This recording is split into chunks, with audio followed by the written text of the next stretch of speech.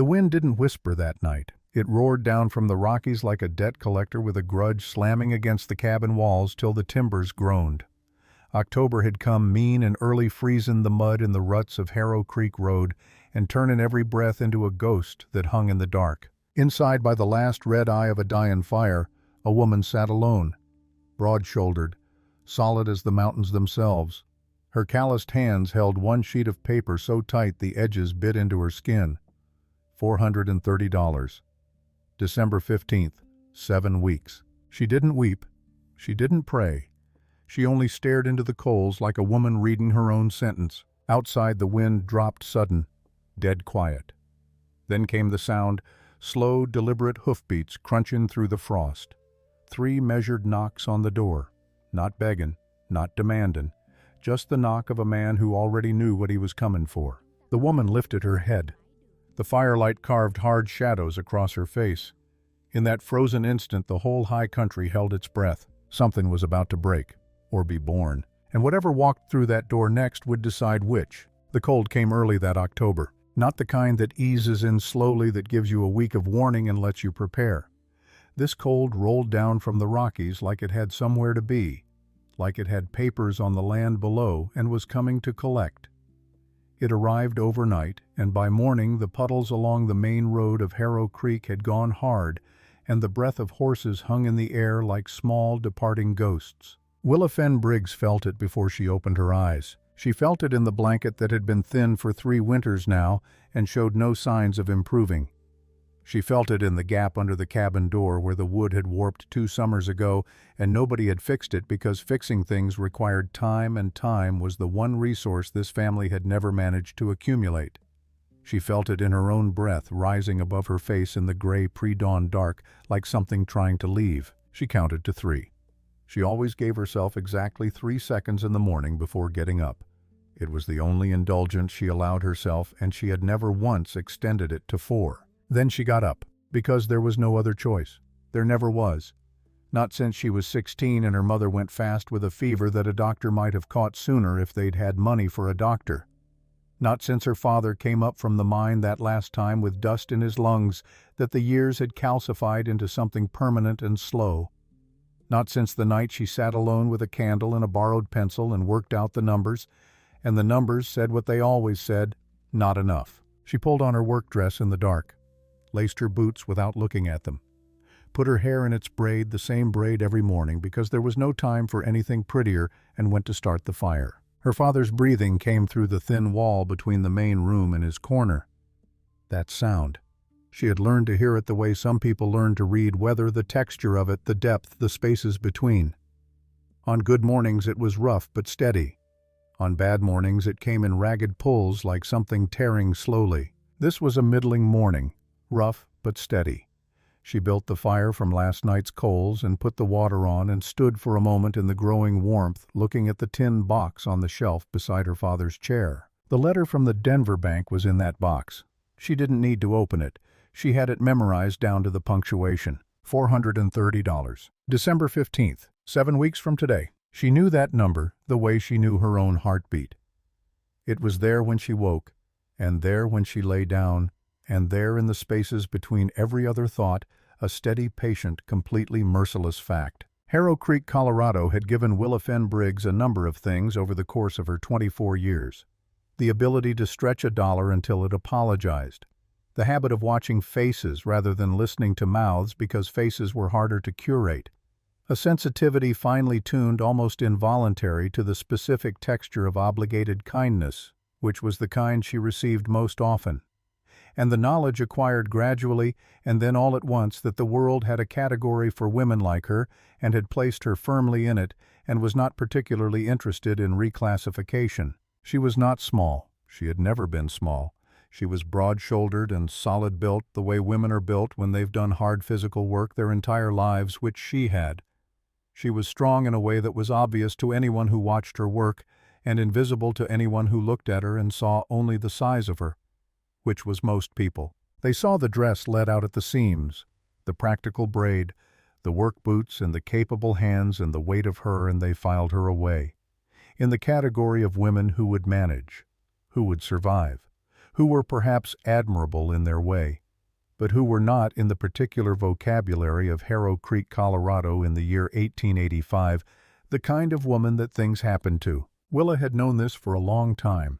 She had stopped arguing with it internally or otherwise because argument cost energy she didn't have to spare. She noted it, moved past it, got on with things. She got on with things now, put the porridge on, counted what was left of the cornmeal, did the mental arithmetic of the week's provisions against the week's needs, the way she did every morning, and came to the same conclusion she always came to. It would be enough barely if she was careful. She was always careful. Careful was the only way she knew how to be. Tuesday morning. The trading post smelled the way it always smelled: old tobacco, older credit, and the particular staleness of a building where people came to exchange money they didn't have for things they couldn't quite do without. She needed cornmeal, salt, and lamp oil. She had coin enough for 2 of the 3 and made the calculation on the walk over. Cornmeal and lamp oil. Salt they could manage without for a few days. The other 2 they could not. The sack of cornmeal was heavier than expected. 40 pounds at least, packed tight the way Horace always packed things, as though he'd taken a personal offense to the existence of airspace inside a sack. She was working it toward the door when someone stepped into her peripheral vision. Young. One of the Garrett boys, Tom or James, she could never keep them sorted. "You need a hand with that." She didn't look up. "No? You sure that looks—" I said no. He stepped back. She felt the relief come off him like heat off summer stone. He had offered because the social obligation required it, not because he wanted to. There was a specific texture to that kind of help, a hovering, a held breath, a hope that you'd say no and release them. Willa had spent her whole life learning to feel that texture, had developed a sensitivity to it, the way some people developed a sensitivity to change in barometric pressure. She got the sack to the door, set it against the frame, breathed once, then picked it up and carried it the rest of the way to the wagon without stopping. Behind her something was said, low, then a short laugh. She didn't turn, didn't need to. She loaded the sack, climbed up, and drove home through the cold morning. Walt Briggs was sitting up when she got back. That was a good sign. Some mornings he couldn't manage it. He was 58 years old and looked considerably older. 20 years in the mines had done things to his lungs that time and fresh air could not undo. He breathed like something slowly crumpling. On bad nights, the sound came through the cabin walls, and Willa would lie in her corner counting his inhales, measuring the space between them, making sure the spaces didn't grow too long. His eyes were still sharp. That was the cruelest part, in a way his mind completely intact, understanding his situation with perfect clarity, unable to protect himself from that understanding. He watched her unload from the doorway. "The bank letter came again," he said. "I know." "Willa." "I know, Papa." She carried the cornmeal inside and set it against the wall and started the fire from last night's coals. The letter sat in its tin box by his chair.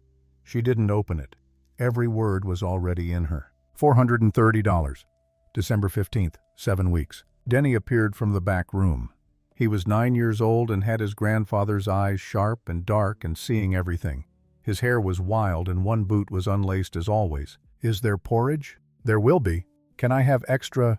"There isn't extra." He absorbed this without complaint. 9 years old and already fluent in the language of not enough. "Mama Sutton says Papa's cough was worse yesterday," he said, reporting, not lamenting, the tone of a child who has lived with something long enough to stop being frightened by it and started being matter-of-fact. "I know. She says he needs the medicine from Denny." She turned from the fire and looked at him, gentle but final. The look that meant, "I know, and I have no solution to give you, so please stop opening the door to the room where I keep that fact. Go find your sister. Breakfast in 20 minutes. He went. She put on the water. That evening, Walt tried to apologize. He did this more and more as the weeks went by, as if the diminishing of his body was making room for all the guilt he'd stored up, and it was filling the space and needing somewhere to go. He sat by the fire with the bank letter, turning it over and over. "I've been thinking," he said, "about Harlan Dodd." "No. He has land, he's steady, he's 47 and he smells like the south end of his mule, Papa." "No." Walt was quiet. Outside, the wind moved through the pines and found the cabin's gaps and came through them, all of them, because there were many, and the fire leaned. "There aren't many roads left," he said, not cruelly, just honestly, the way very sick people are honest because they've run out of time for the alternatives. "I know," Willa said. She kept mending the shirt in her lap. This was the third time she'd mended it. The fabric at the elbows was nearly translucent. Soon there would be nothing left to stitch the patches to. She knew. She had always known. The arithmetic of their lives had never been complicated. There just wasn't enough, had never been enough, and the options were narrowing the way a canyon narrows gradually, and then all at once until there was one path and the walls on either side were too steep to climb. What she did not know was that the last option had already saddled his horse, was already on the road, would arrive at her door in the dark before the week was out. Clara was 11 years old and conducted her life as though the natural world was a continuous and endlessly interesting scientific exhibition mounted specifically for her benefit. She talked to everything: beetles, fence posts, the creek in spring when it ran high, the clouds when they moved in formations she found particularly noteworthy. Willa had found this unsettling when Clara was smaller and had gradually arrived at a kind of peace with it. At least someone in this household was having a pleasant conversation. Clara had their mother's eyes dark and careful, seeing things other people walked past. She noticed which neighbor's fence had leaned a little more this month. She noticed when the baker put less salt in the bread. She noticed and had mentioned once very quietly that Willa's shoulders had been riding higher this past week than they usually did, and had Willa been sleeping. Willa had said she was fine. Clara had looked at her for one long beat and had not disagreed, but had also clearly not entirely believed her. This was the thing about Clara. She was 11 years old, and she had the specific perceptiveness of someone who had learned early that what people said and what was true were sometimes different things. That morning, Willa found her crouched behind the cabin face 6 inches from a flat rock, watching a beetle make its deliberate way across the surface. "Breakfast," Willa said. "In a minute, Clara. She's doing something important." Clara didn't look up.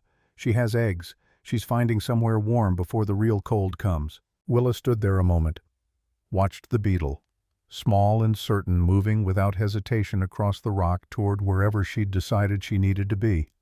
No looking back, no second-guessing the direction, just moving. Must be like that, Willa thought, to be so clear on what you needed that the moving happened on its own. "Inside," she said. "It's cold."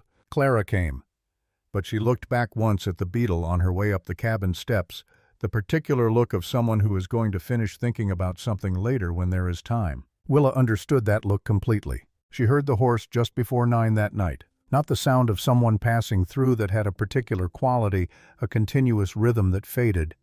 This was something slowing, stopping, deliberate, like a person who knew exactly where they were going and had been certain of it for some time. She set down the shirt she was mending. Walt reached for the rifle over the door. Old habit. The rifle was as old as Denny and worked technically, but was better understood as a statement of position than an actual threat. 3 knocks. Not timid, not demanding. Measured. The knock of someone who had a reason to be there and was prepared to explain it calmly. Willa got to the door first. She opened it. The man on the porch was tall, broad in the way of someone who'd done outdoor physical work for a long time. Not size for its own sake, but the accumulated result of use. He wore a leather coat that had seen hard years, canvas trousers and boots so caked in road mud she couldn't read them. A dark beard, thick and ungroomed. Eyes the pale gray of winter sky in the hour before snow falls. Not young, not old. Somewhere in his early to mid-30s, though the mountains had a way of aging faces that made precision unreliable. He took off his hat when she opened the door. Held it in both hands, the brim turning slowly. Not from nerves, she could tell the difference, but from a deliberate respect so habitual it had become reflex. "Miss Briggs," he said, not a question, he already knew. "Who's asking?" "Jasper Holt." A pause. He was choosing his words the way you'd choose a tool for function rather than appearance. "I have land up in the high range. I heard your family has had some difficulty." "Heard from who?" "Trading post, people talk." "They do," she agreed, "mostly about things that aren't their business." Something moved at the corner of his mouth. Not a smile exactly, more like the recognition that a point had been made correctly. "I don't usually listen," he said. "I listened this time." Walt appeared behind her rifle present, but not raised the correct posture, announcing itself without making demands. "What do you want?" Willa said. Direct. She had found that directness was the most efficient use of everyone's time. He looked at her. Not around her, not past her at Walt or at the interior of the cabin, at her, directly. Without flinching and without that flicker of recalibration, she had learned to expect that fractional adjustment people made when they looked at her and had to reorganize something internal before they could continue. This man didn't reorganize anything. He just looked. "I need a wife," he said. "And I believe you need a solution to a very specific kind of trouble." He came inside because Walt stepped back and made room. He sat in the chair by the fire like a man who knew how to take up the right amount of space. Not too much. Not an apology for himself, just exactly what the situation required. He kept his hat in his hands and spoke plainly. He had land in the high range, ran cattle in summer, spent winters maintaining the property and preparing for the following year. He was 34. He had been married once before. He said this plainly without fishing for sympathy or making it bigger than it was, and his wife had died of fever 2 winters past. He needed someone practical, someone who understood cold mornings and hard work, and the particular quality of silence that comes from living far from neighbors. In exchange for coming to him as his wife, he would settle the debt with the Denver bank, the full amount before December 15th. He would also send food and firewood enough to keep the cabin and the family through the winter and into spring. He laid it out like a man presenting facts, not making a pitch. Which was, Willa supposed, what it was, the facts of what he needed and the facts of what he was prepared to provide. The fire crackled. From the corner of her eye she could see Denny's face at the top of the ladder to the sleeping loft, chin in hands, watching with the absolute attention of a child who has been told specifically not to eavesdrop and has interpreted this instruction loosely. "You don't know me," she said. "I know enough." "What is enough?" He considered it. Actually considered it the way a person considers something when the answer matters to them and they're not willing to give a careless one. "I was at the county fair in July," he said. "Your sister Clara, she was almost knocked down by a man coming out of the beer tent. He was moving fast, not watching. You stepped in front of her." He looked at the hat in his hands. "You didn't calculate it. You didn't think about how it looked. You just moved." Willa said nothing. "He was considerably larger than you," Jasper said. "Most people are considerably larger than an 11-year-old girl," she said. "That's not what's remarkable." "No," he said quietly. "What was remarkable was that you didn't look frightened afterward. You looked irritated, like someone had jostled your elbow on a crowded street." She held his gaze for a moment. "So you know that I don't move out of the way," she said. "I know that you move toward what needs doing without stopping to calculate whether it's convenient." A pause. "That's what I need. Not someone who'll follow instructions, someone who'll stand." The fire settled with a soft collapse of wood. Walt's breathing was audible in the room's quiet, that familiar rough texture of it. "I'll think on it," she said. He nodded, stood, put on his hat. 2 days, he said. "I'll come back in 2 days. Take the time. Think clearly. Don't let fear make the decision yours or anyone else's." Then he walked out into the dark, got on his horse and was gone up the road before Willa had finished processing the last quarter hour of her life. Walt looked at her. "Well," he said. "Don't," she said. "I wasn't—" "You were about to say something hopeful. I can see it on your face. Give me 2 days, like the man said." She sat back down with her mending. Her hands didn't tremble. She'd made sure of that before she picked it up. She didn't sleep much. She lay in her corner listening to the wind at the roof and Walt's breathing through the wall and the occasional creak of settling logs, and she thought. She was good at thinking. It was what she did instead of hoping, instead of the softer things that cost more than she could afford. She ran the facts the way she ran a column of numbers, straight through, no sentiment. She knew almost nothing about this man.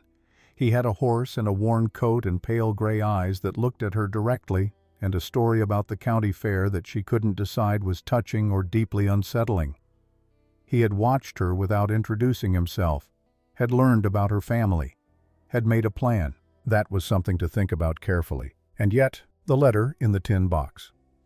December 15th, 7 weeks.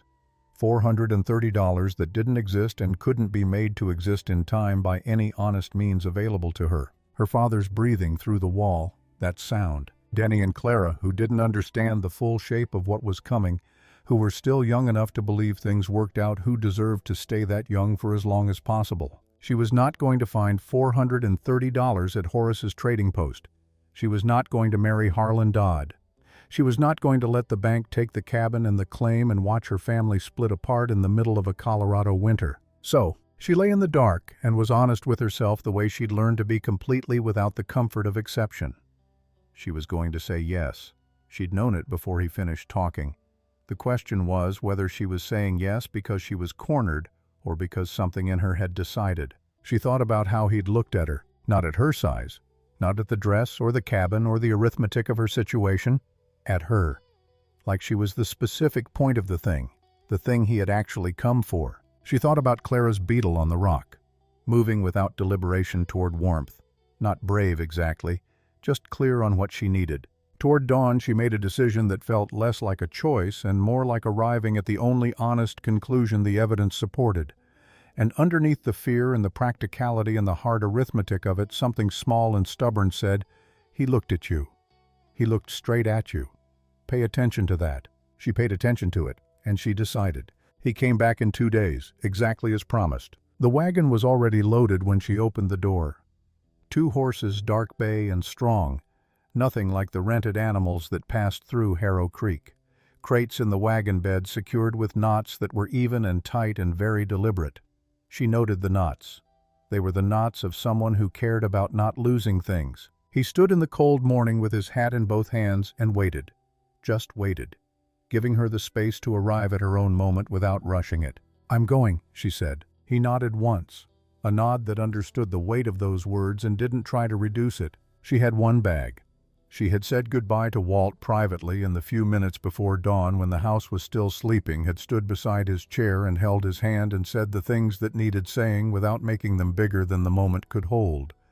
She had held Denny by the shoulders and told him to mind Mrs. Sutton and to keep his pockets free of livestock. She had let Clara hold on to her for a long time, the way Clara held on to things she wasn't ready to let go of completely, without self-consciousness, with the whole of herself. She had not let herself cry. She had decided that before the day started, and she held to it. She walked to the wagon, climbed up onto the wooden seat without help. The cold came through her coat immediately. Jasper climbed up onto the other side, gathered the reins, clicked his tongue. The wagon moved. She did not look back. She knew her father was in the doorway, could feel the particular weight of his watching, and she knew that if she turned and saw his face, she might not be able to go. And if she didn't go, the bank would take everything before Christmas, and her family would have nothing, and all his shame would have been for something worse than this. She faced forward, the road, the trees. The mountains ahead, pale and enormous in the morning light far away, and patient and completely indifferent to the smallness of what was happening below them. She faced forward and went. The first day was mostly flat road and steady grade. Cold but manageable, the dry kind, the kind that doesn't soak in. The horses moved with the quiet purpose of good animals who knew the route. They didn't talk much. The silence between them was not uncomfortable, just what it was, 2 people who didn't know each other well enough to feel quiet naturally sensible enough not to try. He offered food at midday.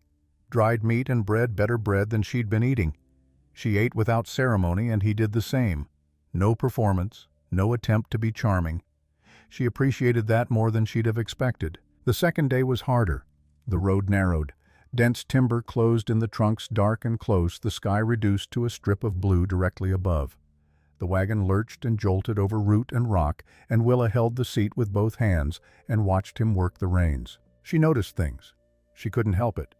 Noticing things was a survival mechanism built over years of needing to read situations accurately before they became problems. And what she noticed about Jasper Holt built up slowly, detail by detail, into a picture that required explanation. His boots. She kept returning to his boots. Under the mud that caked them heavily, she could see when it cracked as he stepped down to handle the horses around a difficult section, the construction underneath. Tight stitching, good leather. The stitching alone was expensive. Not new money, but old money, the kind of quality built to last a decade. The kind you bought once and kept. The way he handled the reins, like a man managing something that was his. Not carefully, the way you manage something borrowed, but with the casual authority of ownership. Easy, unthought. And when he looked up at the ridgeline, which he did often systematically scanning rock and tree line, his shoulders had a particular quality. Not vigilance, something more like the posture of a man checking on property. surveying. She thought about that. The third morning she stopped accumulating observations and spoke. "You're not poor," she said. Not a question. She'd learned that questions gave people room to maneuver. He was quiet for exactly 1 beat too long. "What makes you say that?" he said. "Your boots. The stitching cost more than my father's mule. I can see it through the mud when it cracks. The way you hold the reins like a man who owns good stock and is used to better roads than this. The crates in the back that you've mentioned exactly nothing about, which a genuinely poor man would have explained by now because poor men keep track of everything they own." She paused. "And the way you look at the ridge line, like you're checking on something." He turned and looked at her. Something moved in those pale gray eyes. Not guilt exactly, but the expression of a man recalibrating quickly after discovering he has underestimated someone. "Some things," he said carefully, "make more sense when they're seen than when they're described." "That's not an answer." "No, it isn't." She held his gaze. He held hers back, didn't look away, didn't redirect to the road. "I'll find out," she said, "whatever it is." "Yes," he said quietly, "you will." The third day the land changed. Heavy pine gave way to aspen, white-barked bare at this time of year, their empty branches making fine dark patterns against a pale sky. Then the aspen gave way to open rockstone pushing through the thin soil like something old insisting on being remembered.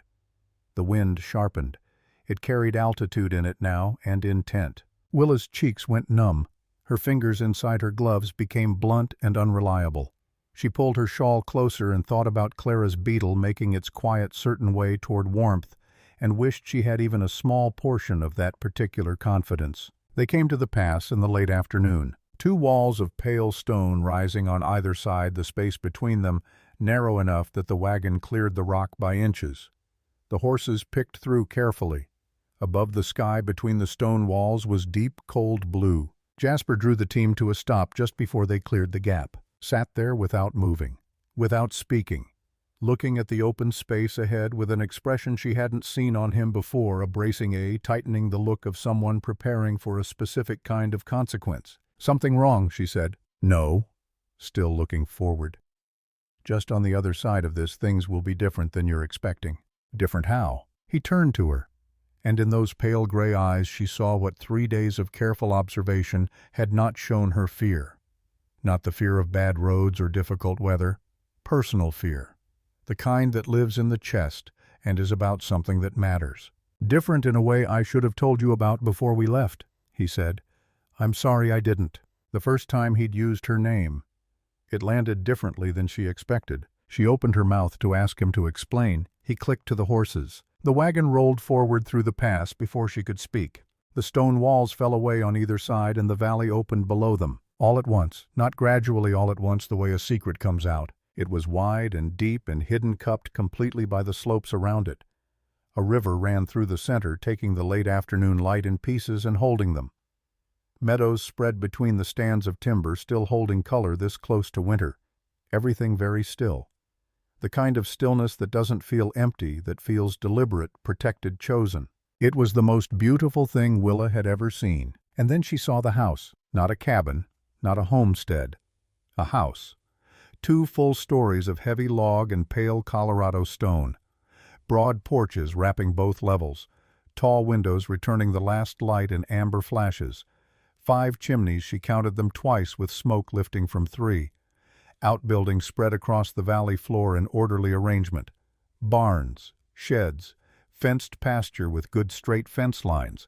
A long, low building that was probably quarters for workers. A gravel drive ran from the front steps of the house to the road where they now sat. On those front steps several people stood waiting. Willa's mind went down to essentials the way it did when there was simply too much arriving at once. This is not the home of a poor man.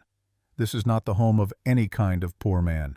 This is the home of someone with money. Real money. Old or new doesn't matter. "What is happening?" She started. "The valley is called Aldrave Valley," he said. His voice was perfectly level, practiced level. She heard it now, the quality of something that had been rehearsed. "The house is Aldrave House." She waited. "My real name," he said, "is Jasper Aldrave. This is my home, and I meant what I said. It's yours now, too." The horses moved down the drive on their own, knowing the way. The house grew larger. The people on the steps came into focus, a man in good work clothes, a woman in an apron, two others behind them. Willa sat on the wagon seat and felt something move through her chest that was not joy and not fear and not relief. Rage, quiet and cold and very precisely located. The kind that doesn't make noise because it doesn't need to. The kind that knows exactly what it is and what it's about and has no interest in performance. He had not technically lied. He'd said he had land, he did. He'd said he had work, he did. He'd said he needed a practical woman, he did. Every individual statement was true. And none of it had been honest. There is a difference. Willa Fenn Briggs had been alive long enough and overlooked enough to know exactly what that difference felt like from the receiving end. She gripped the side of the wagon, breathed once through her nose slow. The wagon stopped in front of the house. The man in good work clothes came forward. "Mr. Aldrave?" A nod. "Everything's ready inside." And Jasper Aldrave, because that was his name, his real name, and she was going to have to learn to hear it changed. Not dramatically. Just settled into himself differently. Shoulders down, chin up, the worn coat exactly the same, but the man inside it reorganized in a way that changed everything about how it sat. He no longer looked like a man asking for a place in the world. He looked like the man who owned one. Aldrave House smelled like cedar and bread from an oven, and the particular clean warmth of a place where things were regularly maintained by people who were paid to maintain them. The front hall was paneled in dark wood the color of old honey. The great room beyond held a stone fireplace burning steady and high at its far end. Rugs so thick Willa's boots made no sound on the floor. Furniture built by craftsmen. Paintings between the tall windows, mountains and rivers and valley scenes that she realized after a moment depicted this valley in different seasons. Someone had loved this place enough to have it painted over and over. She walked in slowly. She was careful not to touch anything. Her hands knew rough boards and chipped tin and the splintered handle of a garden hoe. This was so far from any of that, so completely far that she felt like a person who had wandered into someone else's story and was waiting to be noticed and redirected to her own. A woman in a white apron brought tea on a tray. Real porcelain. Thin and white with small painted flowers at the rim. Willa wrapped both hands around the cup and held it. Didn't drink yet. Was honestly afraid of it. Afraid of the fragility of it, afraid of being the thing that broke something she could never afford to replace, which was, she caught herself absurd. He could replace the entire set without thinking about it. He could probably replace the room. She drank the tea. When the woman left the room, went quiet except for the fire. Jasper stood across from her. She had not seen him in a room like this. He looked right in it the way you look right in a place you've lived your whole life. Unhurried. At home in his own skin. And he looked afraid. That surprised her more than any of the rest. Not afraid of roads or cold or her pointed questions. Personal afraid. The kind that lives behind the eyes when something that matters might be lost. "There are things I didn't tell you," he said. "I want to explain them now." She set down the cup. "Yes," she said. "You do." He talked. She listened. She was very good at listening. It was one of the things she did instead of the softer skills she'd never had time to develop. His father, Garrett Aldrave, had built the Aldrave Timber Company across 30 years. Forests and mills in this valley assembled piece by a man who knew exactly what he wanted and never stopped moving toward it. When Garrett died 4 years ago, everything had passed to Jasper. Land Mills Company House. The name, and with the name everything attached to it. In Denver, Aldrave meant money. And money meant that every face turned toward him was already calculating something before it finished turning. Women in drawing rooms whose smiles reached their mouths but not their eyes. Men at dinners who wanted contracts, access, favors. His father's associates who saw a young man in an established position and thought the position was negotiable.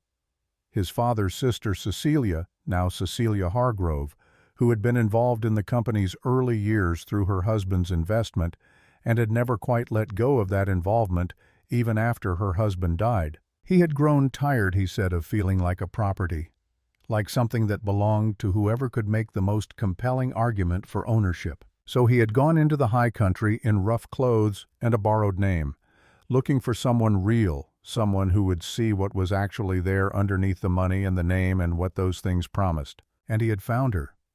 In July, at the county fair. He had watched her step in front of Clara without hesitation, without thinking about how it looked.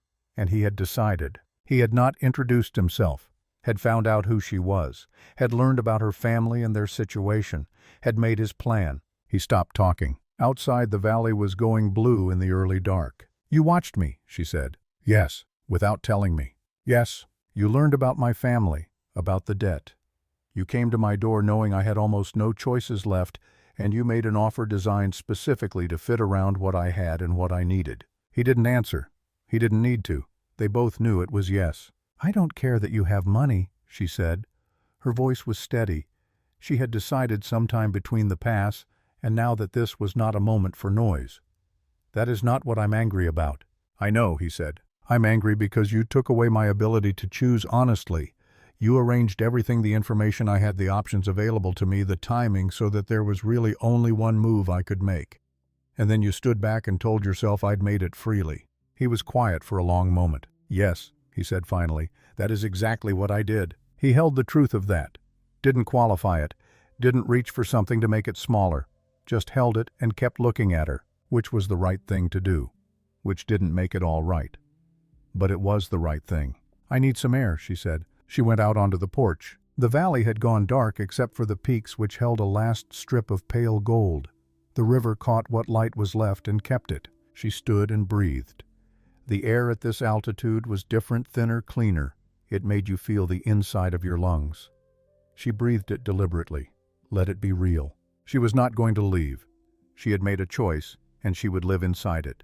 She was not a person who cut and ran from what she'd decided she'd learned too young, what that kind of inconstancy cost. But she was angry, and the anger was not about punishment, it was about honesty. Because if anything between them was going to be real, it needed to begin from truth, not his careful arrangements, actual truth. She heard his footsteps on the boards behind her. "Are you going to do this again?" she said before he could speak. "Make decisions about my life and present me with the results." He thought about it, didn't answer until he'd checked himself. "No," he said. "Then we start from here. Whatever this is, we build it from here. Both of us in the room when the decisions are made." Something shifted in his face. Something that had been held shut for a long time, opening the smallest amount. "All right," he said. The last light left the peaks. The valley went dark and still, just the sound of the river and the wind somewhere above in the pines. Willa Fenn Briggs stood on the porch of Aldrave House and understood for the first time clearly the full weight of what she'd entered. She didn't know about Cecilia yet, didn't know about Roland Fitch or the documents in the library or the particular way power moved in the world of men who owned timber companies and conducted business in Denver drawing rooms. She knew one thing, solid and hers. She was not going to shrink for this place. She was not going to become less of herself to fit inside it. She was going to take up the space she took up, and whatever came next would have to make room. The first morning at Aldrave House, Willa woke before the sun. Old habit. Unbreakable. Her body didn't know how to sleep past the first gray light no matter what kind of bed it was in, and this bed was well. It was something else entirely. Soft in a way she had no real reference for, warm all the way through the warmth of good wool and down not the thin, desperate warmth of a body trying to make an insufficient blanket work. She lay still for 3 seconds. Then she got up, because some habits aren't about necessity. They're about who you are. The house was different in the early morning, less imposing when no one was moving through it with purpose and authority. She dressed in her own clothes, plain wool, washed so many times the color had gone soft and gentle, and walked the halls in her stockinged feet, learning the place the way she learned everything by direct examination. Which stair creaked, which window let in draft, where the cold collected in corners. She found the kitchen by smell. A cook named Berta was already at work, a solid woman around 50 with hands like Willa's own, work-shaped, practical. Berta looked at her, at the plain dress and unbraided hair and bare feet. "Coffee's on," she said. "Neutral, neither warm nor cold, informational." "Thank you," Willa said. She poured her own cup and sat at the work table rather than going to the dining room because the dining room had 8 chairs and sitting at the head of a table with 8 chairs. When you were one person felt like a bad joke about yourself. Berta said nothing about this, kept working. After perhaps 15 minutes she set a plate of biscuits on the table between them, without comment, without looking at Willa. Willa ate one. "Good," she said. Berta's expression shifted by approximately 3 degrees in a direction that might have been satisfaction. It was, Willa decided later, the beginning of a workable understanding. Jasper found her outside after breakfast, inspecting the outbuildings. "You're up early," he said. "I'm always up early." "I know. I wasn't sure if—" "I don't change because the bed is different." She looked at him. "Is that a problem?" "No," he said, "not even slightly." He walked with her. Through the barn, 8 horses, well-kept good animals. Through the equipment shed, along the fence line. He talked as they walked, not because she asked, but because he understood she thought that information was what she needed right now, more than comfort or reassurance or anything softer. The timber operation ran from 3 sites in the upper valley. Seasonal crews. The mill was 2 miles north along the river. Cattle in the summer meadows. A smaller year-round crew for maintenance and supply. "And the school," Willa said. He stopped. "What?" "Small building east of the workers' quarters. Chalkboard visible through the window." "Yes?"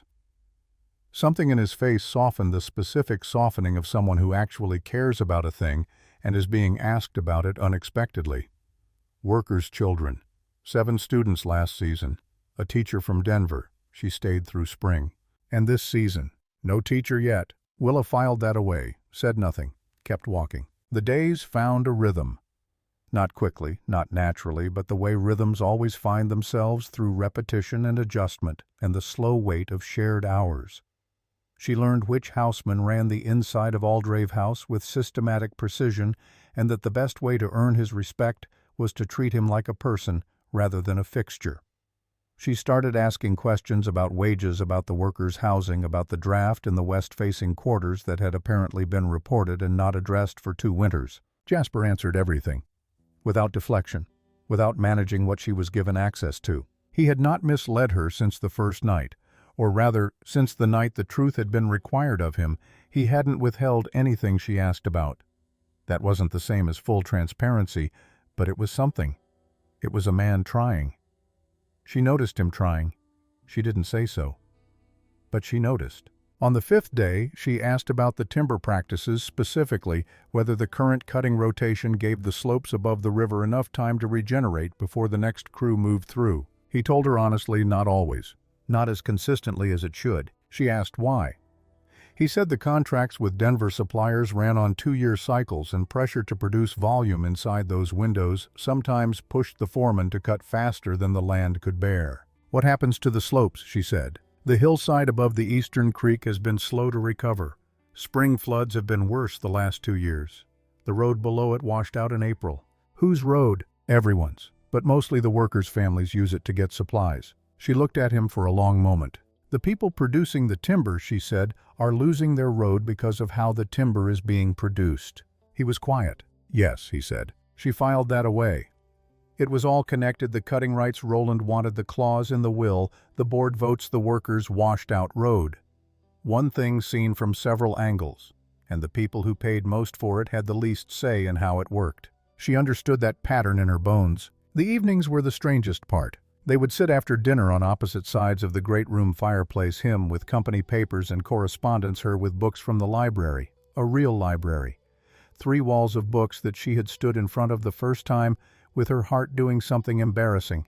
And the fire would burn, and the valley would go quiet outside, and it would feel in those moments almost like something, which unsettled her. She was not supposed to be comfortable yet. She was supposed to still be angry, and she was underneath. She hadn't forgotten. But comfort crept in around the edges of anger the way water finds stone. Patient. Not asking permission. She would watch him across the fire sometimes when he was focused on his papers and not watching back. And think, who is this person actually? Underneath the money and the careful management and those pale gray eyes that always looked straight at her. The money was real. The house was real. The weight of what he'd inherited, not just land and mills, but an entire structure of obligations and competing interests, was real too. He hadn't built it. He'd been handed it and was trying to run it honorably in a world that kept offering him easier, more profitable alternatives. She understood that.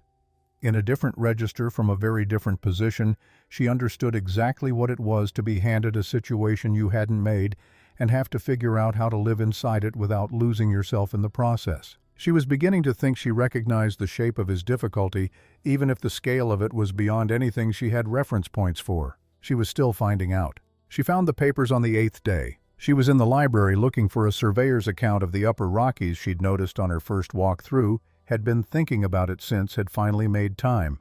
She found it, and beside it, stacked flat on the shelf, rather than standing upright, a folder that had slipped from its place and lay half open. She would have put it back without reading it, except the top sheet had her name on it. Willa Fenn Briggs Aldrave, in official printed type. She stood very still for a moment. Then she picked up the folder. She had learned to read legal documents out of necessity starting at 16 when the first bank notices came, and her father's hands shook too badly to hold the papers steady. She had taught herself the specific grammar of threat and obligation, the language of men with power over other people's lives expressed through official ink. She read fast. The folder contained a full copy of Garrett Aldrave's will, and beside it a series of legal letters from a Denver firm, formal, deliberate, addressed to a Cecilia Hargrove, Jasper's aunt. She read the letters twice, once for facts, once for what the facts meant. Then she stood in the library for a long moment with the folder in her hands and understood something that changed the shape of everything she thought she was navigating. This was not just about her. It had never been just about her, or even just about Jasper. The will contained a clause, a protection mechanism for the board of directors, with Cecilia Hargrove holding 2 decisive votes through inherited proxies to challenge the leadership of any Aldrave heir who demonstrated what the document called impaired judgment in matters affecting company stability. A marriage to a woman with no family name, no financial standing, no social credentials in the circles where Aldrave Timber conducted business. That was their argument. That was what they were building. She put the folder back exactly as she'd found it, straightened the shelf, walked out of the library, and went to find Jasper. He was in the equipment yard. He looked up when he saw her face and said something brief to the foreman beside him, and the foreman stepped away.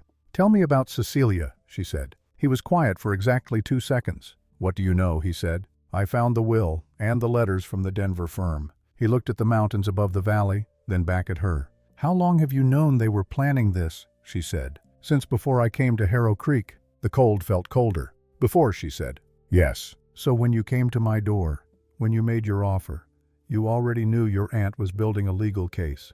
You knew that marrying someone marrying me was going to be the ammunition they used." "Yes. And you didn't tell me." "No, I didn't," she breathed.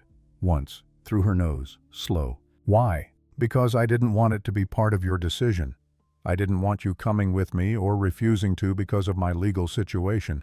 You wanted to control the information again," she said, "so I'd make the choice you needed." The words landed between them. He didn't argue. He couldn't. It was true. "Yes," he said quietly, the quietest she'd heard him. "I am getting very tired," she said, "of being managed." "I know. I am not a piece on your board, Jasper. I know that. Do you? Because this is the second time you've made significant decisions about my life and handed me the outcome instead of the process. There cannot be a third time. Do you understand me?" He met her eyes without flinching. "There won't be," he said. She believed him. Not because he was charming about it, he wasn't. Because he held what she'd said without trying to redistribute the weight of it. He just held it. And that, for now, was the only thing she knew how to trust. "Tell me everything," she said. "All of it. From the beginning." "All right. Now." "Yes," he said. "Now." They walked the valley while he talked 2 miles out and 2 miles back, mountains above them, river alongside. He told her everything. Cecilia Hargrove had been part of Aldrave Timber since the early years when her husband Arthur's investment had helped fund Garrett's first mill. Arthur had died 9 years ago. The investment and its board influence had remained with Cecilia. She held 2 proxy votes, not officially, but everyone understood whose votes they were. Roland Fitch was newer, 3 years, a Denver investor with Eastern connections and very good manners, and an interest in Colorado timber that went considerably beyond what he disclosed in board discussions. He wanted cutting rights to the Upper Valley, serious rights, the kind that would strip 30 miles of forest in 2 years and make significant money doing it. Jasper had refused him twice. The impaired judgment clause in the will had been standard language when the document was drafted, a protection against reckless heirs. Cecilia and Roland had found it and spent over a year consulting legal counsel about how to activate it. Their argument: Jasper had gone into the mountains in disguise, had married a woman with no name, no money, no fitness for the role, had demonstrated exactly the kind of judgment the clause was designed to address. "And if they succeed," Willa said. She knew the answer. She wanted to hear him say it. "They get controlling interest. Fitch gets his cutting rights. The upper valley gets stripped. He looked at the timber line above the meadow. My father spent 30 years building something worth building. I won't let them take it apart in two. She walked beside him in silence. You need me to be unimpeachable, she said. I need you to be yourself, he said. Those aren't the same thing. They're going to look like the same thing to them, probably. He stopped, turned to face her. But I want to be clear. If you decide this is too much, if what you've walked into isn't what you agreed to, I'll still keep every promise I made. Your father's debt, your family's stability, all of it, whatever you choose. She studied him. You'd let me walk away, she said. I'd let you choose. There's a difference. He paused. I'd prefer that you'd been told all of this before you made your first choice. I can't fix that. I can only make sure this choice is made with everything in the open. She looked at the peaks, the timber, the long, dark line of the high country. You know what's hardest about this, she said. What? I'm still deciding whether I'm angry at you. She looked back at him. And it would be considerably easier to stay angry if you kept doing the wrong thing. Something moved across his face, almost a smile. I'll try to be more consistently objectionable, he said. You do that? She said, and turned back toward the house. 3 days after that conversation, the carriage arrived. She heard it before she saw it, the smooth quality of expensive wheels on gravel, a sound she was beginning to distinguish from the rougher sound of working wagons. She was on the front porch and stayed there. Black carriage, 4 dark bay horses matched and well kept, 2 men on the bench. It came up the drive with a quiet authority that she recognized immediately as performance. Everything about it was designed to communicate something before anyone opened their mouth. Cecilia Hargrove stepped out first, 57 years old, tall, a traveling cloak the deep blue of a river in winter, hair pinned with absolute precision, not a strand loose. She moved with the economy of a woman who had spent decades making sure her presence was felt before she spoke. Behind her, Roland Fitch, 56, silver at his temples, a very good coat. Clean boots, she checked. She couldn't help it. She checked everyone's boots now and was beginning to find this habit faintly amusing that had never seen a rough road. Behind Roland, a younger man with a leather case. Lawyer.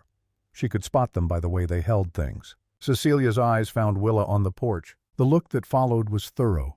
The plain wool dress, the work boots, the auburn hair, the weight of her, all of it, in the time it takes to draw one breath. You must be Willa, Cecilia said.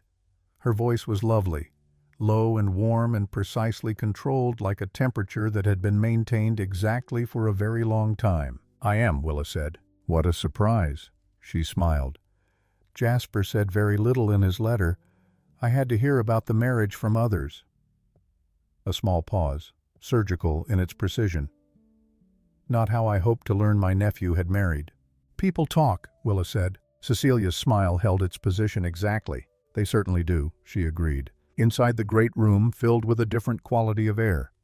These were people accustomed to large rooms.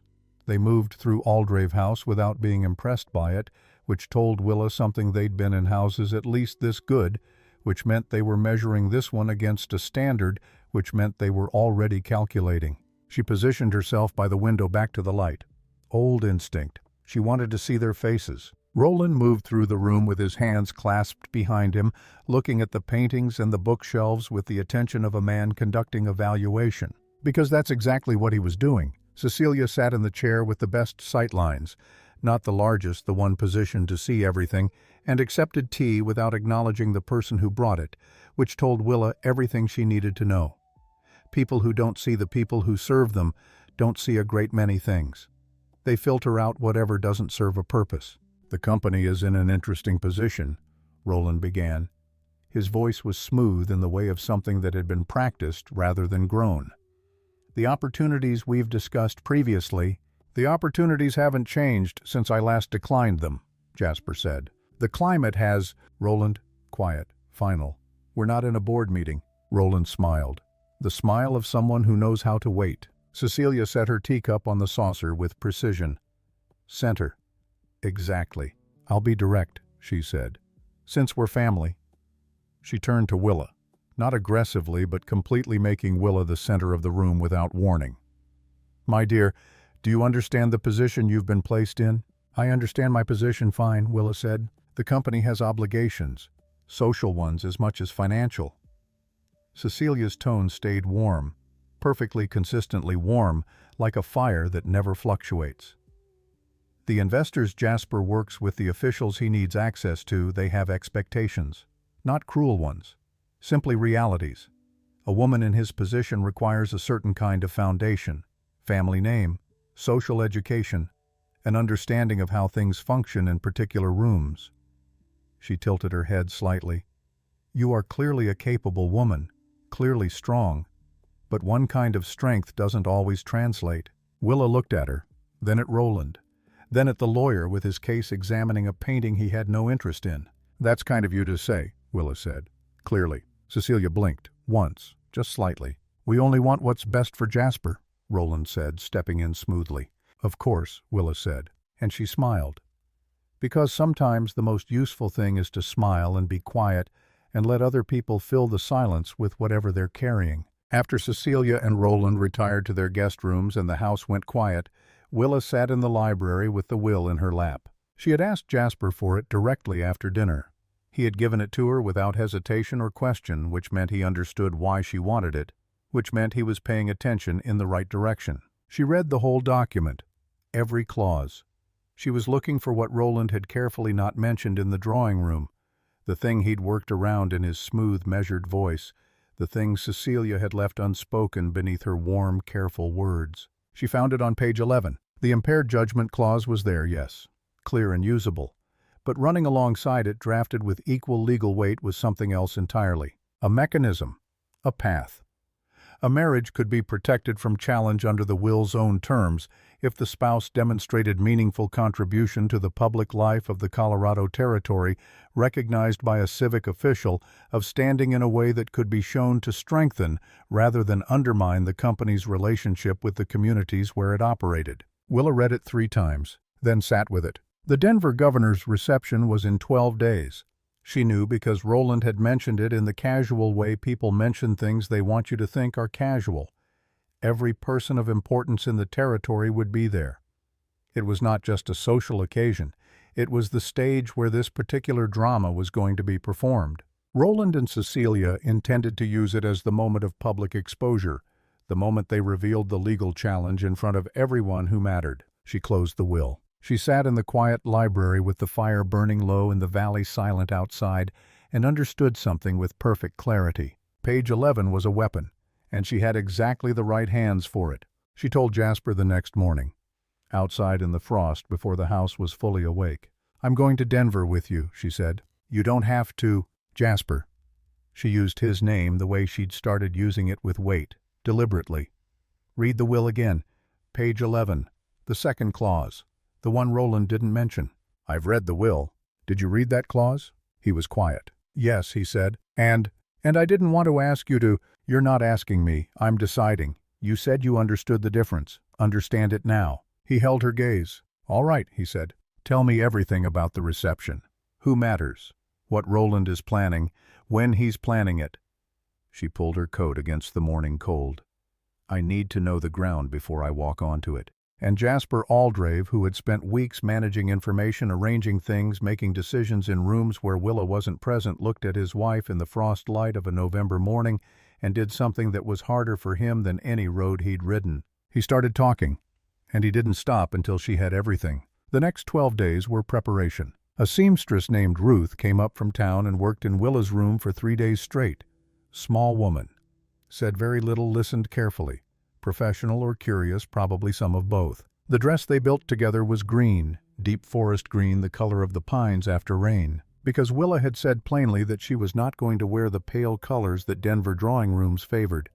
Pale was not the right word for anything she was trying to say. Ruth had looked at her for a moment, then pulled out a bolt of silk the color of the high country in summer and held it up. Yes, Willa said. That. The cut was simple. Nothing that would catch in a doorway or require help to manage or make it hard to breathe. She needed to move freely, stand freely, think without distraction. Ruth understood. She made the dress accordingly. In the evenings, Jasper went over the company papers with her. The actual papers, ledgers, contracts, correspondence, the whole shape of Aldrave timber. He explained without condescension, asked questions as often as he answered them. When she pointed out something she didn't understand, he explained it. When she pointed out something she thought was wrong, he listened. Once she found a discrepancy in the mill supply figures. He looked at it for a long moment. "I've been over these numbers for 3 weeks," he said. "I've been reading debt notices since I was 16, she said. "You learn to see wrong numbers fast when they carry consequences." He had it corrected by morning. Ruth had made one observation on the second day of fitting that Willa had not forgotten. They were working on the line of the bodice, adjusting for Willa's actual shape rather than the shape a dress of this kind usually assumed, and Ruth had said, without looking up from her pins, "Most women I fit in Denver, they want the dress to make them look smaller. They want it to do work, hide things." Willa had waited. "You want to be able to breathe," Ruth said. "That's different." It was different. It was exactly the point, though Willa hadn't articulated it that way before hearing it. She didn't want the dress to do work for her. She wanted the dress to stay out of the way while she did her own work. She wanted to be able to stand in a room without the fabric making demands on her attention, without tugging, without restricting, without requiring her to think about it. She wanted to just be able to be there, in the room, without apology and without armor. Which was, she was beginning to understand, the only way she had ever actually known how to show up anywhere. The night before they left, she stood on the porch. The valley was perfectly still. River invisible but audible, its patient, continuous sound. Mountains as dark shapes against stars so numerous they seemed to crowd each other. She'd been here 3 weeks, 21 days since she'd left Harrow Creek with one bag and a decision made by a guttering candle. She thought about Walt, whether his breathing had eased any, whether Denny had kept his pockets clear of things that moved on their own, whether Clara had started a new project of scientific observation. She thought about Denver and what waited in it. Not fear exactly. The particular sensation of standing before something large with only yourself as resource. No name, no history, no social credentials. Just everything she was, which the world had spent her entire life telling her was not quite sufficient for the room she needed to enter. She breathed the mountain air, let it fill her completely. She heard the door open. Jasper's footsteps. She knew them now, had learned them the way you learn the sounds of a place you're beginning to belong to. "We leave at dawn," he said. "I know." He stood beside her, looking at the same dark valley, the same stars. "I want to tell you something," he said. She waited. "At the fair in July, when you stepped in front of Clara." He stopped, started again. "I have spent my entire adult life in rooms full of people performing, calculating advantage, saying what needs to be said to get what needs to be gotten. I had forgotten, genuinely forgotten, that people existed who just did the thing that needed doing, without calculation, without performing it." A pause. "I needed to be reminded that those people were real." She looked at the dark peaks. "That's considerable weight to put on one moment," she said. "Maybe," he said, "but it was the right moment." She was quiet for a bit. "Jasper." "Yes. When Denver is behind us, when all of this is settled, we're going to have a real conversation about how things work between us, about decisions and information and who knows what and when." She looked at him. "Agreed." "Agreed," he said. "Good." She looked back at the stars. "Get some sleep." She stayed on the porch after he went in. The cold was serious, the kind that had no patience for sentiment, the kind you stand in anyway because some things are worth the temperature. She thought about what she was worth. She was beginning for the first time clearly to have an answer to that. Denver hit her like a fist, not violently, not cruelly, just suddenly, the way a fist lands before you finish deciding whether to brace for it. The noise first. After 3 weeks where the loudest sound was the river and the occasional dispute between Jays, Denver was an assault. Wagons on cobblestone, horses on cobblestone, men calling across streets, women calling from doorways. A train whistle somewhere behind the buildings, long and low and perfectly indifferent to every human concern in its vicinity. Then the smell. Coal smoke, horse, perfume from an open shop door, roasting meat. The particular muddy smell of a city recently rained on and not yet dried. Then the scale. Brick buildings 4 and 5 stories pressing close to the street. Telegraph lines crossing above everything like dark stitching holding the sky in place. People moving in all directions with the purposeful focus of people who had somewhere to be and were already running slightly late. Willa sat in the carriage and watched it come at her through the window and thought, "All right. This is what it is." She breathed. Once, "All right." The hotel was the Larimer Grand, a name that wanted you to know something before you walked through the door.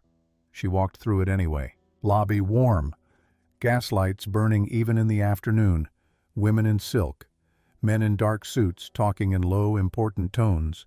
Piano from somewhere unhurried and accomplished music being used as furniture. She felt the room's measurement of her immediately. She always could. 24 years of being measured had given her an almost physical sensitivity to it. And this room was measuring everything that entered against a standard it took very seriously. This room was considerably grander than the rooms that had measured her before. Jasper took her hand. She hadn't expected that. He was not generally a demonstrative man operated in a register of restraint she'd come to understand as the habit of a person who'd learned not to perform emotion for audiences. But he took her hand. In the lobby of the Larimer Grand, in front of everyone who was measuring. "You've managed blizzards coming off the high range," he said quietly. "You've dealt with men with cold eyes and harder intentions. You have never once let any of it move you from where you were standing." He looked at her. "These people have never heard a wolf cry across open snow.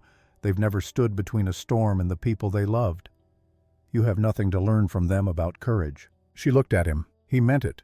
He was not performing reassurance, was telling her a true thing because it was true and she needed to hear it, and he had decided that telling her was the right thing to do. "You're getting better at that," she said. "At what?" "Saying the right thing at the right time." Something in his face, almost a smile. "I've had a good teacher," he said. She let go of his hand and walked toward the desk. Their rooms were on the 3rd floor.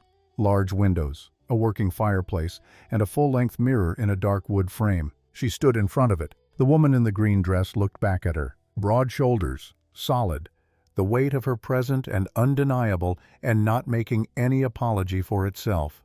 Auburn hair pinned properly with Ruth's careful help that morning.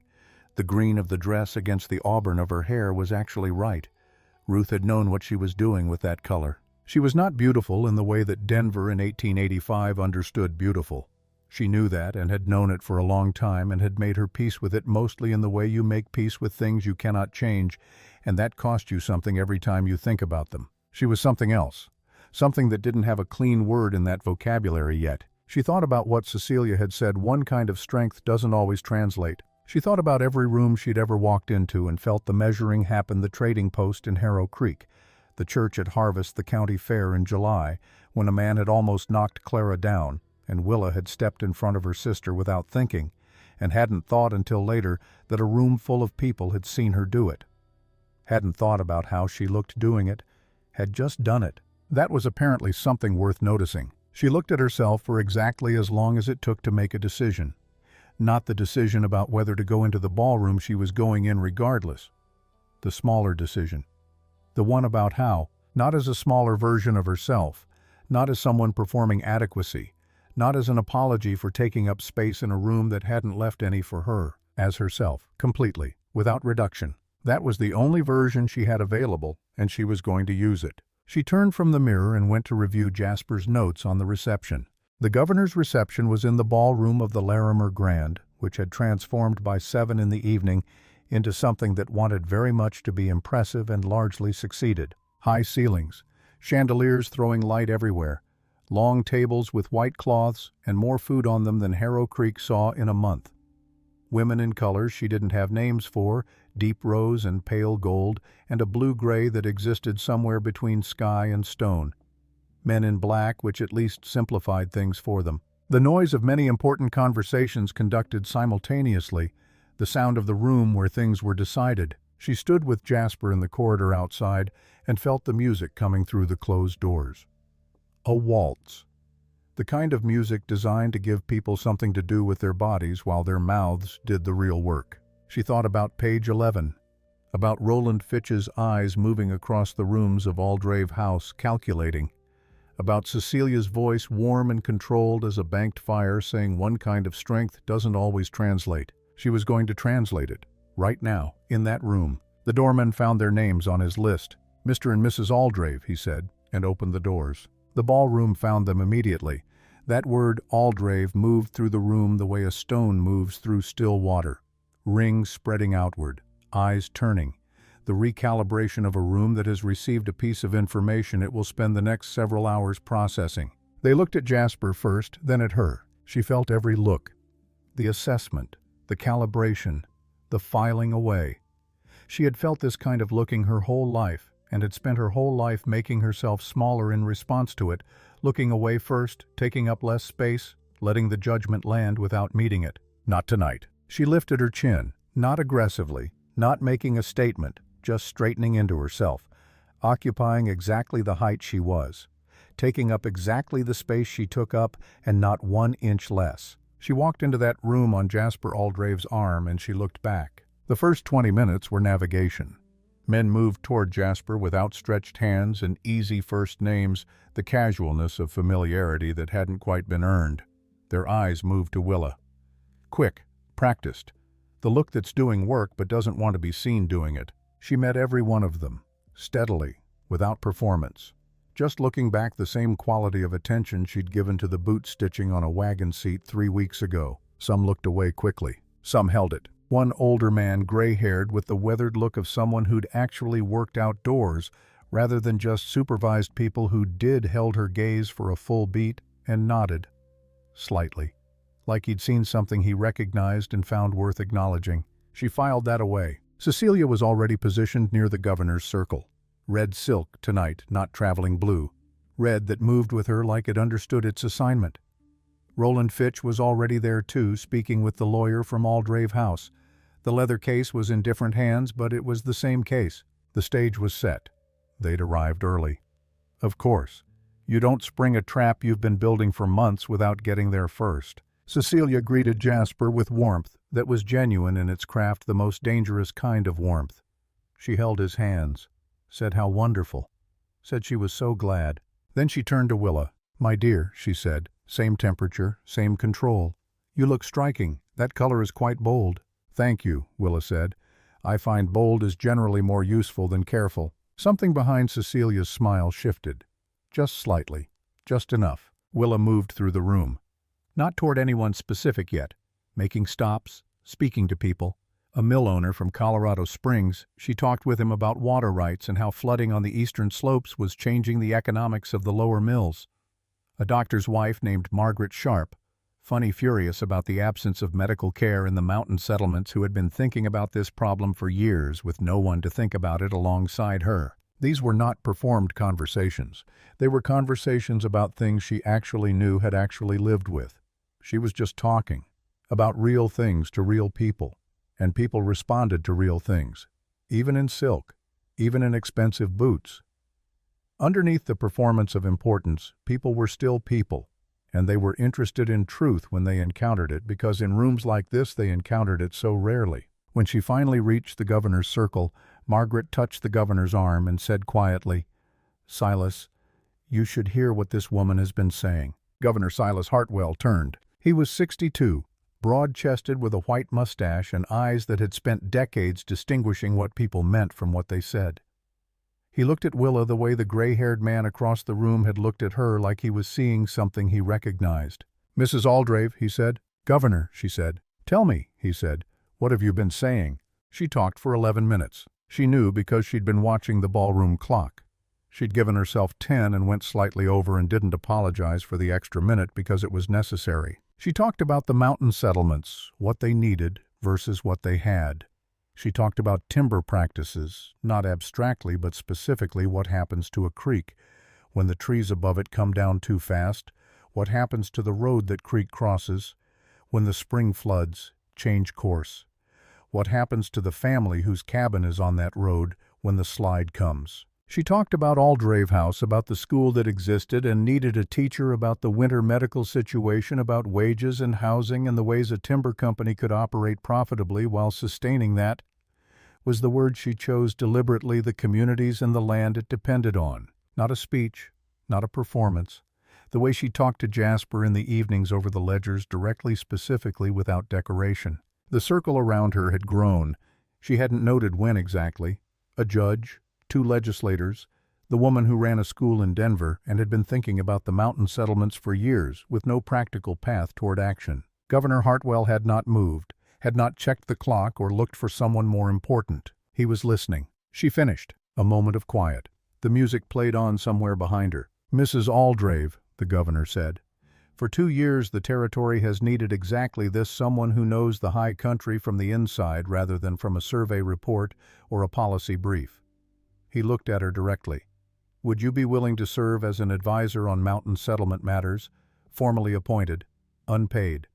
I'm afraid the territorial budget, but a real position with real access. Willa looked at him. She thought about page 11. She thought about Roland Fitch's eyes moving through Aldrave House. She thought about Cecilia's voice. One kind of strength doesn't always translate. Yes, she said, I would.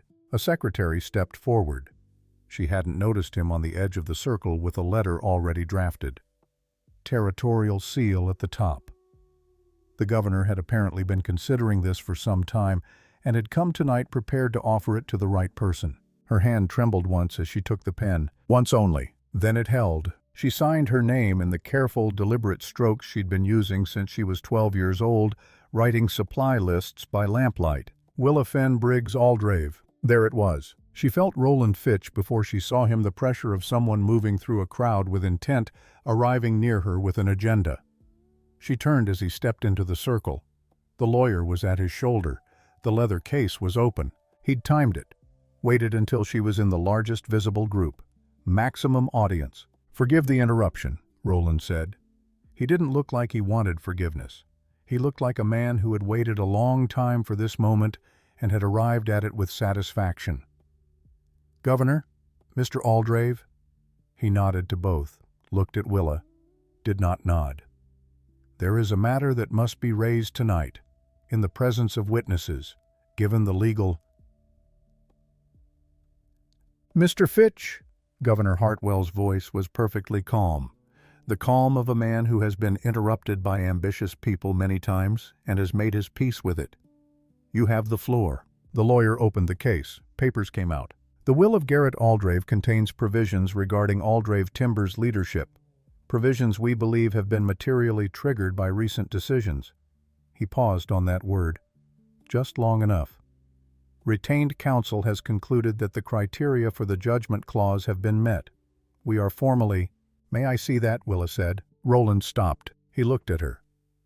The look of a man who has been proceeding with something and been asked to pause by someone he had not accounted for in the proceeding.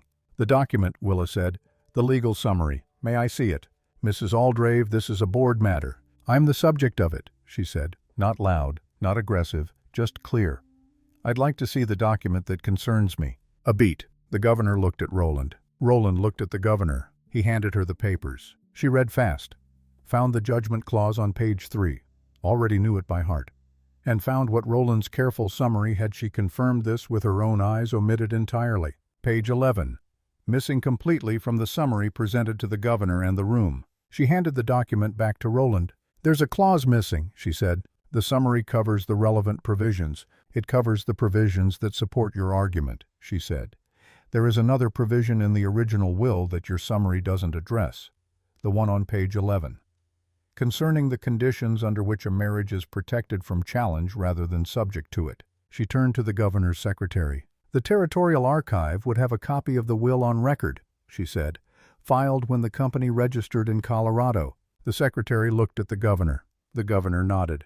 We would, yes. The clause on page 11, Willa said, turning to address the full circle of people now watching with total attention, states that a marriage is affirmed and protected from legal challenge when the spouse demonstrates meaningful public contribution to the Colorado territory recognized by a civic official of standing. She looked at Roland Fitch.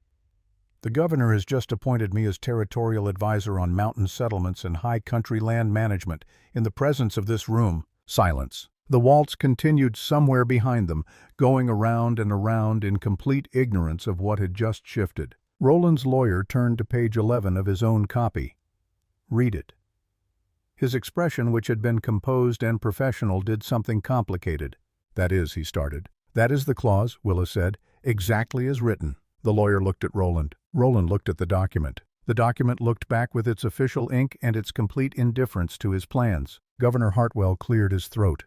The gentle, deliberate clearing of a powerful man who wants everyone in the room to pay attention. The matter Mr. Fitch has raised, he said, appears to be settled under the will's own terms. The appointment stands. The marriage is affirmed. He looked at Roland with the eyes of a man who has watched ambitious people overreach many times. "Is there anything else requiring attention tonight?" Roland Fitch opened his mouth, closed it, opened it, closed it. He picked up his papers, handed them to the lawyer, turned and walked back into the crowd.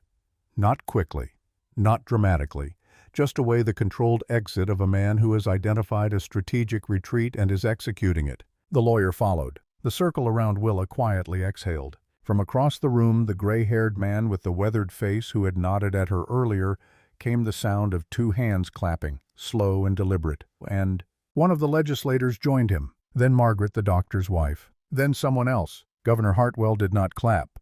He was too dignified for that. But he looked at Willa Fenbriggs Aldrave with something in his expression she had not often seen in the faces of powerful men. Respect, simple and genuine. "Welcome to the territory's business," he said. She found the balcony 20 minutes later. Not looking for Cecilia, just needing air. Real air, not the warm, perfumed air of the ballroom that was beginning to feel complicated. She went through the glass doors and found the knight, and Cecilia was already there, standing at the railing, looking out over Denver's lights, alone.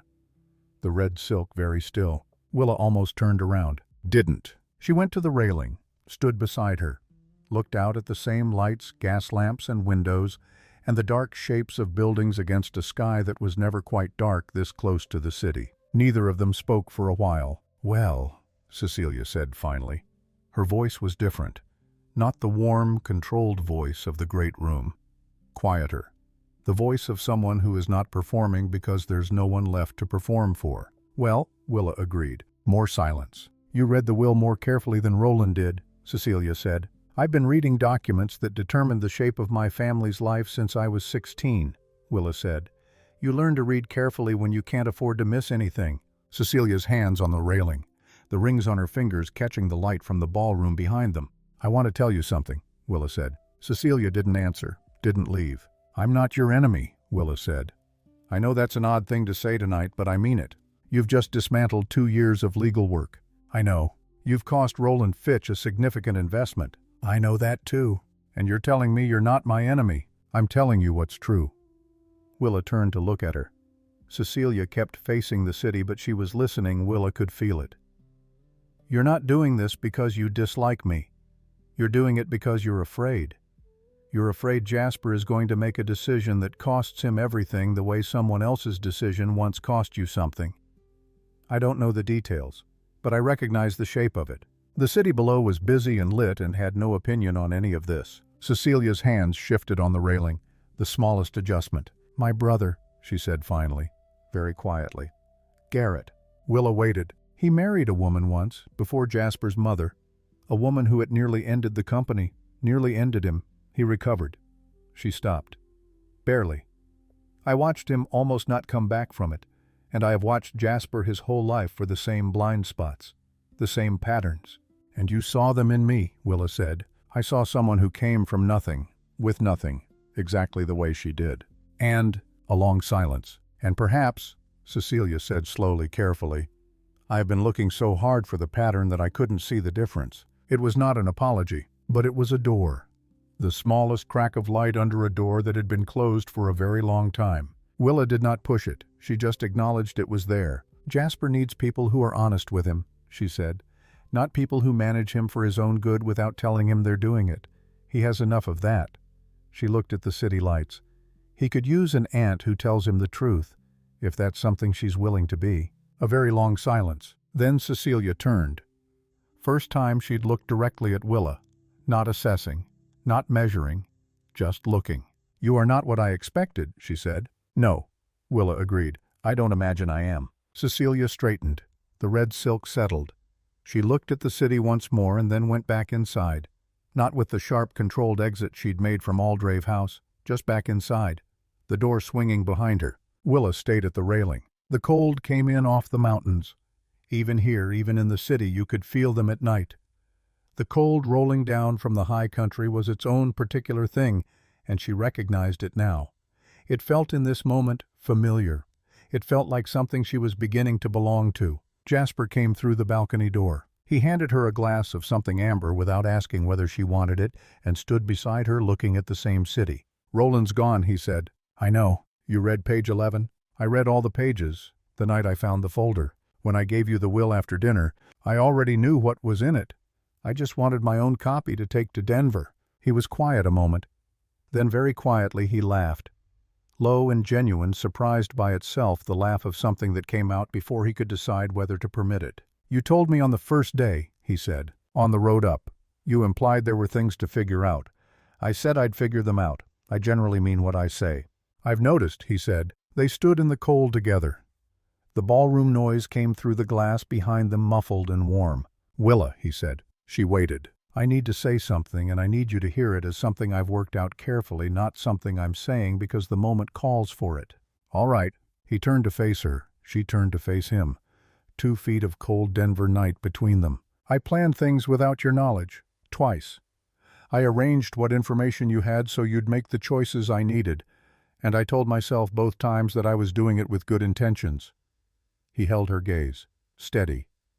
Good intentions don't make it right. I was managing you, and you are not a person who should be managed. No person should be managed. She looked at him. I know what it cost you to walk into this, he said. Your family, your home, your life handed to a stranger on incomplete information I deliberately kept incomplete. I'm sorry. Not because things turned out badly, they didn't. Because you deserved the full truth from the beginning, and I decided my plan was more important than your right to it. That was wrong. It would have been wrong regardless of how any of this turned out. The cold moved between them. She breathed it in. This was the thing she'd needed. Not justification, not good intentions presented as sufficient. The truth held clearly without armor, without trying to make it smaller than it was. I know, she said. I know you know. I'm saying it out loud because some things need to be said. She looked at him for a long moment. This man who had come to her door in the dark with a plan that was well-intentioned and wrong, and had led her here to this balcony, to this city, to a role she hadn't known she was capable of filling. From here, she said. That's what I told you the first night. We build from here, both of us knowing what we're building. Yes, he said. I mean it now the same as I meant it then. I know you do. Good. She turned back to the city. Then stop apologizing and figure out how we're getting a teacher to that school before January. I want someone in place before the worst of winter. He was quiet for a moment. Then that laugh again. Low, real, a little startled by itself. Yes, he said. All right. They rode back to Aldrave Valley 3 days later. The road climbed out of Denver into the foothills and then higher into the country that didn't apologize for itself. The pines came back in. The air changed thinner, sharper, honest in the way that mountain air is always honest. Willa watched the city disappear behind them and felt something in her chest unknot that she hadn't entirely known was knotted. The valley appeared when they came through the pass, same as always. Wide and hidden and green even in late November, the river bright down the middle, the mountains holding everything in their patient, cold arms. Aldrave House in the center of it, smoke from 3 chimneys, windows catching the afternoon. She looked at it, hers now. Not the way a prize is yours or a bargain's conclusion, the way a place is yours when it has learned not to expect you to be smaller than you are. Home, Jasper said quietly. Home, she agreed. The weeks after Denver moved differently.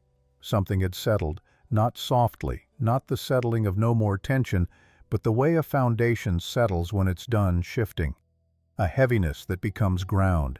The workers' cabins were repaired before the first hard freeze. Willa had made the list herself and told Jasper to give it to the foreman with authority to act on it, not to review it first. He did. By the end of November, the worst drafts were sealed. A teacher was found. A woman named Orpha Finch from Boulder, who had been teaching in a city school and wanted something different. She arrived in December with 2 trunks of books and immediate, unaffected interest in the 7 students waiting for her. The school had 8 by the end of her first week. Then 11. Willa started a correspondence with the governor's office. Regular letters, specific observations, a creek crossing needing reinforcement before spring, a settlement 2 valleys east with no access to medical care, a family of 4 who had lost their cabin roof in an early storm. Small things, practical things, real things, which was the only kind of thing she had ever known how to do. She also began work on something larger. A proposal drafted in the evenings by the fire added to and revised over 2 weeks on timber management practices for the high country. Not theoretical, grounded in what she had seen at Aldrave House and what she had heard from the mill workers and what she had understood about the relationship between the eastern creek slopes and the washed-out road and the families who used it. The proposal argued for a rotation system, for leaving stands intact on the steepest slopes above water sources, for replanting as a company obligation rather than an afterthought, for involving the workers who lived on the land in decisions about how it was cut. She showed it to Jasper on a Tuesday evening. He read it twice, set it down, picked it up and read the middle section again. "This is good," he said. "I know," she said. "Can we implement it?" "Parts of it. The contract cycle with the Denver suppliers would need renegotiating." "Then renegotiate." He looked at her. "Some of them will walk," he said. "Then find suppliers who won't." She looked back at him steadily. "Your father built this company in 30 years. You have time to build it differently. The question is whether you want to." He was quiet for a long moment. "Yes," he said finally, "I do." She nodded, took the proposal back, made 3 more notes in the margin. They worked until the fire burned low. A letter came from Cecilia in early December. Single page, formal hand. Not warm, but no longer the temperature of a weapon either. She had spoken with Roland Fitch. The Eastern investors had been informed that the cutting rights proposal was withdrawn. There would be no further legal action concerning the will. At the bottom, in slightly different ink added after a pause, she hoped to visit in the spring if welcome. She had some of Garrett's papers Jasper might want. She had been thinking about what Willa had said on the balcony. She did not say what conclusions she'd reached, but she had been thinking. Willa set the letter on the table. She wrote back that spring was welcome. That was all. But it was enough. Some doors don't need to be thrown open immediately. They just need to be left unlocked so the person on the other side can decide when they're ready to come through. Christmas came to Aldrave Valley quiet and cold and full. Her father came up from Harrow Creek with Denny and Clara on December 22nd. Willa rode out to meet them on the road. Saw them before they saw her, the wagon coming through the lower pines, Walt sitting straight on the bench in his good coat, Clara's red scarf bright in the gray morning air, Denny's hat already at its characteristic angle, regardless of how it had been placed. She sat her horse at the edge of the road and watched them come. Walt saw her first. His face did the thing she'd been afraid to see in the cabin doorway that October morning when she hadn't looked back. But here on this road in this light with the valley behind her and the mountains above, she could see it without it breaking her. Proud. Underneath everything else, the cough and the shame and the years of not enough, he was proud of her. He had always been. He just hadn't always had a way to show it that didn't cost her something to receive. Now it cost her nothing. She rode toward them. Clara launched herself off the still-moving wagon in the way of 11-year-olds who have not yet learned to wait for things to fully stop. And Willa caught her and held her and breathed in the cold and the wool and the particular smell of her sister. "I found 23 beetles since you left," Clara said into her shoulder. "Tell me about every single one," Willa said, starting with the most interesting, starting with the first. Denny hung back with the dignified restraint of a 9-year-old who considered himself too old for launched hugs but was clearly fighting the impulse. Willa held out her arm and he came into it and held on briefly, and then stepped back and put his hat right and looked around at the valley with the expression of someone making a professional assessment. "That's a big barn," he said. "It is," she agreed. "Do they need any help with it? I'll put in a word." Walt was last. He climbed down from the wagon with the careful economy of a man managing diminished reserves and stood in the cold road looking at her. She went to him, held him carefully the way you hold something you love that has become fragile. His arms around her were thinner than she remembered, but still her father's arms. "You look well," he said. "I am well," she said. He stepped back, looked at her properly. At her face, at the way she was standing, at whatever it was in a person's bearing that tells you something important about what has happened to them since you last saw them. "You did all right," he said, quietly, "just the two of them."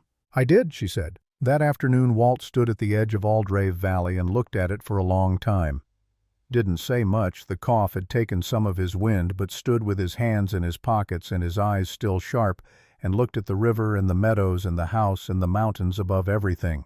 "Well," he said finally, very quietly. "Well," she agreed. He put his arm around her. It was thinner than it used to be, but it was her father's arm, and she leaned into it the way she had leaned into it as a small child when the world was still something that happened to other people, and this arm was the border of everything safe. They stood together and looked at the valley. It was enough. It was, in fact, more than enough. It was everything she had not known she was moving toward when she made a decision in the dark with a guttering candle and a family that needed her, and a thin, desperate hope that the man at her door had looked at her straight for a reason. That night after dinner, after Denny had been persuaded that the barn's nocturnal inhabitants did not require investigation, and Clara had fallen asleep upright in her chair, in the committed way of children fighting sleep and losing, and Walt had gone to the warmest guest room with his breathing slower. Up here she'd noticed the mountain air doing something the valley couldn't. After all of that, Willa stood on the front porch of Aldrave House. Alone. Just a moment, just long enough. The valley was completely still. The river made its patient, continuous sound. Stars out in full, the high-altitude kind that crowds the dark, more of them than seems reasonable, more than the sky can comfortably hold, pushing against each other in their abundance. She thought about every pair of eyes that had looked at her over the course of her 24 years. The trading post in Harrow Creek, the county fair, the Denver ballroom, Roland Fitch's carefully averted gaze, Cecilia's measuring one, the gray-haired man who had nodded from across the room. She thought about what all those eyes had seen when they decided they already knew the answer. A miner's daughter, overweight, unmarriageable, insufficient for rooms she needed to be in. And she thought about what was actually true. She had walked into every one of those rooms. She had not shrunk. She had not waited for permission to take up the space she occupied. She had just been herself, completely without reduction, and was still standing. The mountains were dark against the stars. Patient. Enormous. Completely unimpressed by anyone's opinion of them. They had been here long before any human assessment of worth, and they would be here long after, and they had their own idea about what mattered, and it had nothing to do with the size of a woman's dress, or the name of her family, or whether she knew which fork to use at a Denver dinner. She understood that. She had always understood it. She had just needed somewhere large enough for it to make sense. The door opened behind her. Jasper. She knew his footsteps the way she now knew the sound of this valley, the river, and the wind in the high pines, and the particular creak of the third stair, and the sound of Denny eating breakfast fast, and the sound of Clara talking to things that didn't answer, and the sound of her father's breathing slower here, easier in the mountain air. She knew the sounds of a life that was against considerable odds hers. He stood beside her. The right distance. He'd gotten good at that. They looked at the valley together. "The school needs more firewood before the end of the month," she said. "I want to talk to the foreman in the morning." "All right. And I have a letter to write to Hartwell's office about the Eastern Settlement. I want to see it myself in spring before I advise on anything. I'll come with you." "You don't have to." "I know." He looked at her sideways. "I want to, if that's allowed." She considered. "It's allowed," she said. The cold had come in earnest now. The serious kind. The kind that means business and has no patience for sentiment or hesitation. She stood in it anyway. Because some things are worth the cold. Some things you breathe in and keep the clean, sharp truth of a high-altitude night, the particular weight of a life that is genuinely, actually yours. The love that doesn't find you because you performed the right things, or came from the right family, or fit the right idea of what a woman should look like. The love that finds you because you stepped in front of your sister without flinching, because you didn't look away first, because you got up every morning when the only reason to get up was that there was no other choice, and you did it enough times that it stopped being survival and started being character, and character turned out to be the only thing that mattered in any room you'd ever needed to be in. Willa Fenn Briggs Aldrave, 24 years old, from Harrow Creek, Colorado, standing on the porch of her own house, in her own valley, under her own stars, taking up exactly the space she took up. And it was enough. It was everything.